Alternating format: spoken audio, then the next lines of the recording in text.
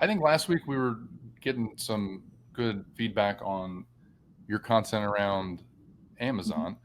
I still have a few questions that I didn't get to for you. I wanted you to explain and go in a little bit more detail for optimizing the product pages and maybe explain the buy box and how Amazon determines who gets the buy box. Sure. Kind of threw that at you as a curveball. I'm gonna just So you may want to screen yeah. share. So I may give you a second here. Mhm. While you're doing that, what are some of the KPIs that you really want to kind of emphasize? You don't have to dive deep into this because you're setting it up, but maybe talk about some of the KPIs that I hear you talk about all the time and they make me hungry. We we definitely have a little bit of different lingo on Amazon, but it is a lot of the basics.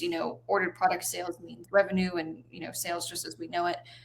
Traffic sessions are kind of the same. So it's all the regular KPIs that you'd want to keep tracking for whatever online business you have. So how many people are visiting your product listings, how many people are purchasing, what the conversion rate would be from that. Those are just some of the top line kind of metrics. And then for advertising, what's the ROI? What's your return on investment? What's your spend versus your sales look like? There's a few different ways to measure those, and then also just add specific metrics related to conversion rates, traffic, and things of that nature. So I think that's a good segue into a product listing. I will go ahead and share my screen. I'm just going to pick some kind of a random product that I see. I almost clicked leave stage. Let me make sure I click the right button here. I think you should be able to see my screen. That's a really cute graphic of SpongeBob. Okay, let's pick just anything. This is riveting today. We'll do technology. Oh, this is a really interesting thing. Let me make sure Do Not Disturb was on because that was quite loud. Okay. So when you go onto a product listing, Justin mentioned he had a couple questions about the buy box. The buy box is located over here. It's most literally the box where you go to buy things. Um, Regular consumers who don't work with Amazon every day might not notice a couple of the nuances with the buy box, but something I'm trained to look at is who it's sold and shipped by. This product says sold and shipped by Amazon.com. This means that they are using a vendor account for this product. This is an Amazon product, I believe. Fire TV stick. It has Alexa, so maybe not. But Yes, it is. That Fire Stick yeah. is Amazon. So this would make sense. They're selling at vendor, which means it's wholesale. So it's not through Seller Central. It's not, some kind of a retailer selling on their own accord. It's going via bulk. Amazon's purchasing it from themselves, I guess, in this case. But the buy box is an indicator to see if there's multiple people selling one product. Whoever wins the buy box means if you just go right over here and click add to cart or buy now, who is getting the sale for this? There's a bunch of different sellers for these. More than likely, this product in specific, being an Amazon, is not going to have multiple sellers.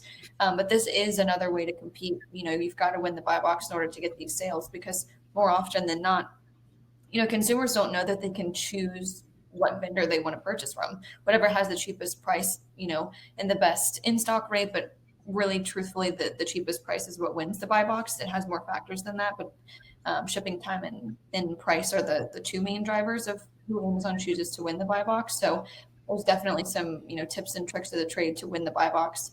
But that's kind of a brief overview. So you do have a Amazon listing here on Amazon. So maybe look at some of the key features of this listing and talk about how they are most optimized for their platform. Yeah, there's a couple of tools you can use just kind of as a cheat sheet in reference for some of the metrics I'll go over, some of the things to keep in mind when optimizing an Amazon listing. But first and foremost, let's kind of go into why you want to have an optimized listing. Earlier, we mentioned a few of the metrics like traffic, how many people are finding your page, how many people are clicking on it. If you have an optimized page, it's going to be more visually appealing, but it's also going to show up in more places. So if you have an optimized title with certain keywords, those are going to become relatable to your product, and Amazon will position you well on search pages. So it really is important for overall performance and sales to have an optimized listing, not only visually, but contextually with, SEO and keywords and things of that nature. Now, let's go into how you can optimize your listing and, what to really look for. First and foremost, I think loud and proud on here are the images.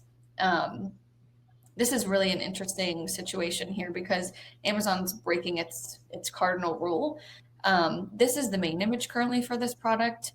However, all of us, who sell on Amazon, we know that you have to have your product on a plain white image, or else your listing will get flagged. So I'm not entirely sure how they're getting away with this. Obviously, they make the rules, so there's probably a little bit of favoritism here.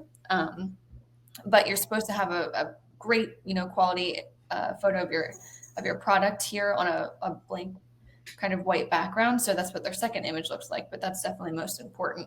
Other than that, a little more like top level for images, you want to use as many as you have possible. If you need to make some graphics like this one in order to kind of fill more information on the slides and get more assets together for your product listings, that can be just fine, but you can use up to 7 images, and then you can add video as well. So you want to use as much of that as you can. It's prime real estate.